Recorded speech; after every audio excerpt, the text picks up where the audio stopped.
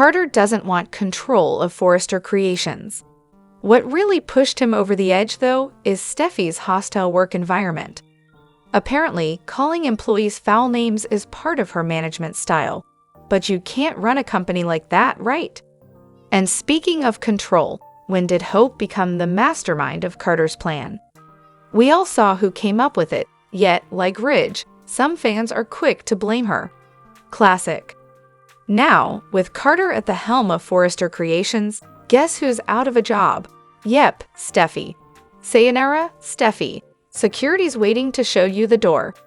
Maybe give her a taste of her own medicine, with the whole escort out in handcuffs thing. As for Ridge, he offered Carter two options to forget the contract and start fresh with the Forrester family. Carter turned him down the first time. Now, Ridge is desperately trying again, hoping Carter will change his mind. But if Carter decides to reject the offer and stick with the LLC, Ridge and the Forresters are going to have to deal with that decision, along with the drama of it all. If Carter says no again, things are really going to get messy. And honestly, I think he will say no. As for Hope, some B&B fans are questioning whether she deserves the intense criticism she's getting. Sure, Carter signed the document, but Hope was right there helping him every step of the way. She knew exactly what he was doing, and she knew the Forrester family, especially Ridge&Steffy, would never just hand over control of the company. So yeah, Hope's just as guilty as Carter in this whole mess. Hey, welcome back to Fiction Forge. I'm Samantha here, and I'm so glad you're here.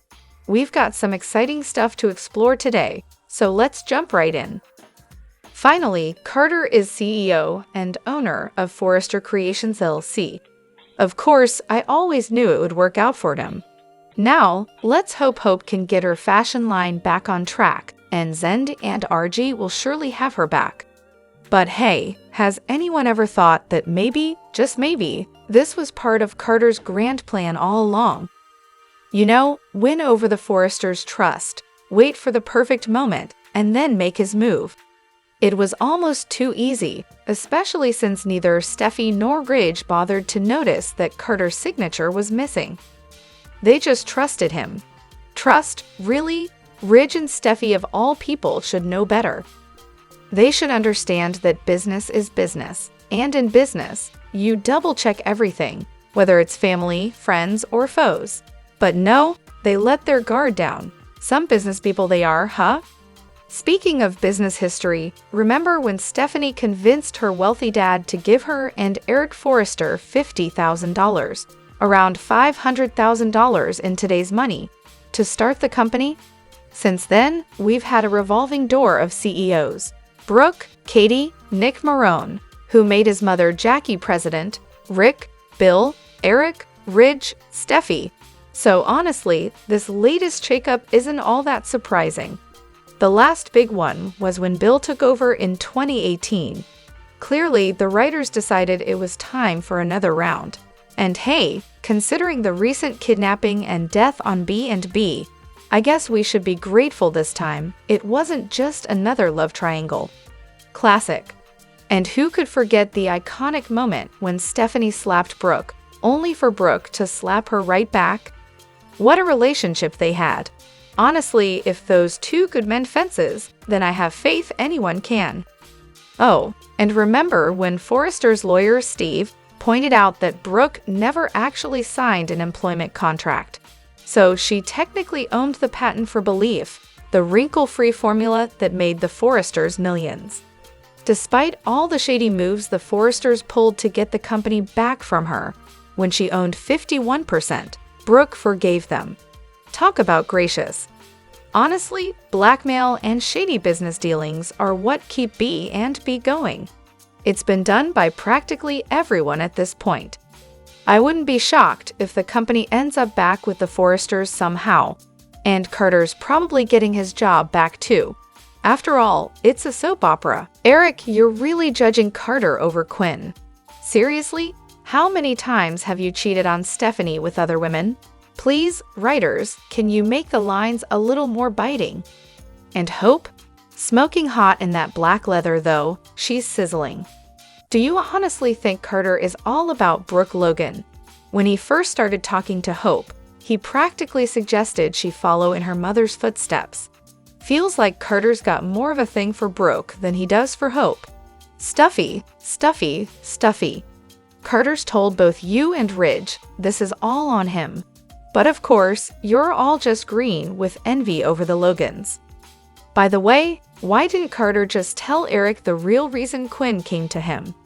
It wasn't some grand romantic gesture. It was because Eric couldn't perform in the bedroom anymore. Hello, ED. And yet, Eric gave his blessing for them to continue. Maybe Carter didn't want to hurt his feelings, huh? Oh, and let's not forget, Eric didn't exactly keep his lips sealed about Quinn and Carter when he was busy with Donna at the club. Let's be real, they all owe Brooke a huge thank you. Ridge wouldn't even know half of what he does if it weren't for her. She literally put her own relationship with Hope on the line to make it happen. If the Maroons had been doing their job properly, there wouldn't have been a need for a COO in the first place. Let's break down the complete insanity happening at Forrester Creations, shall we? Carter and Hope forging documents to make Carter the CEO. Some people are calling it a bold move or necessary for the company, but let's be real, it's nothing short of a full-on betrayal. And not just a small one, but a betrayal on every level, morally, legally, you name it. This isn't some high-level strategy, it's straight-up fraud. They didn't outsmart anyone with business savvy. They simply took advantage of trust and committed a crime. Forging corporate paperwork isn't just bending the rules, it's obliterating them. How deluded do you have to be to cheer for this kind of nonsense? Let's put this into perspective. Forrester Creations isn't just some random corporation. This is a family business, a legacy built by Eric and Ridge with years of hard work. Carter knows exactly how much it means to them, yet he had no problem shredding everything they've built to satisfy his own ego. And to anyone out there defending Carter, seriously, is this the kind of leader you want? Someone who's willing to throw their closest allies under the bus and break the law to grab power? Even if Carter somehow manages to hold on to the CEO position, spoiler alert, he won't. His leadership will forever be stained by scandal. No one will trust him, employees won't respect him, and the company's reputation will be ruined. This isn't bold, this isn't strategic. It's pure betrayal, end of story. If Carter had any ounce of decency, he'd step down, admit to his crimes, and try to salvage whatever's left of his integrity. But since it's clear he has zero intention of doing that, the Forresters need to step in and take him down. At the end of the day, this isn't about business. It's about loyalty, trust, and respect. Carter and Hope have stabbed everyone who believed in them right in the back, and no amount of justification will change that. They don't deserve power. They don't deserve a voice in the company. What they deserve is accountability. Luna's pleading insanity now? Shocking, right? We didn't catch the whole episode, but apparently Bill visited Luna, and she convinced him she was having some out-of-body experience while committing her deadly deeds. Bill's ready to hire a lawyer and let her plead temporary insanity. Off to a mental institution she goes, only to be out before we know it. Poor Poppy, though. Luna's out here spinning tales about her own mother. Honestly, Bill should have called Poppy the moment Luna reached out. A little decency would have gone a long way, especially for someone who's supposed to be family. But wait, it gets better. Luna's planning to steal Carter away from Hope and have him run Forrester. But don't worry, she'll redeem herself by handing the company back to Steffy and apologizing for the whole cage incident. And of course, RG and Luna? Yeah, that's done. Classic. Can we please get a new love interest for Brooke? Especially now that Ridge is about to start his annual waffling routine again. How about we bring back Ridge's half-brother, Nick Marone? Whether it's Jack Wagner or someone else in the role, Nick has history with Brooke. After all, they share a son, Jack. Plus, there's the whole rivalry between Ridge and Nick that could reignite some drama. Let's not forget that Nick also has a complicated past with Taylor and Katie. He's also Steffy and Archie's uncle, just to make sure the family tree is nice and tangled. And really, don't we all want to see Brooke with a guy who won't trash talk her daughter every other episode? Or if we're feeling nostalgic, why not bring back one of Brooke's exes like Whip Jones? That could be fun, right? Or, hear me out, why not pair Brooke up with Finn's dad, Jack Finnegan? Bring back Ted King and let them explore that dynamic. At this point, honestly, even Justin would be an upgrade. Anyone is better than Ridge, the king of waffling. Also, I still can't get over the fact that instead of casting Crew Morrow as Will Spencer, they didn't just bring him in as Jack Marone. Imagine Nick and Jack both returning to town. Brooke needs someone in her corner, and Nick was perfect at being that guy. Plus, she could build a relationship with Jack. And let's be real, Bill and Deacon need actual storylines. KL, Catherine Kelly Lang, has chemistry with both of them, so why not let something actually happen? I still say they should have had the whole Pencil Wars thing end last year with a deathbed marriage between either Eric or Brooke or Eric or Sheila. But hey, what do I know? So much drama on the Bold and the Beautiful right now. Can we talk about what's going on with Brooke and Ridge? Just watched Friday's episode, and wow, things are completely appended. Ridge must be absolutely fuming. How can he even look at Brooke without seeing Hope's face? He's basically lost his company because of his partner's daughter, and Brooke is right there, looking like the human embodiment of all his problems. Can they seriously overcome this? I mean, Ridge must see Hope every time he looks at Brooke now. They can't even have a normal conversation, let alone pretend like everything's fine in their relationship. And honestly, how is Brooke surviving all this? The entire Forrester family has turned against her daughter, and they're not even subtle about it. Steffy and Hope's feud is one thing, but hearing her partner's family talk about her daughter like she's some kind of villain? It's like Brooke is being asked to be a punching bag while still holding it all together. I'd be out of there in a second. Oh, and speaking of the chaos, there are people saying Ridge and Taylor might reconnect now. Please, not buying it. I can't stand Taylor's character.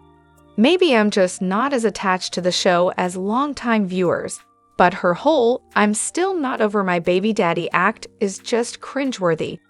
Every scene with her feels like a reminder that she's still hanging on to Ridge, and honestly, I was never a fan of her randomly popping up at the Forrester office like she worked there.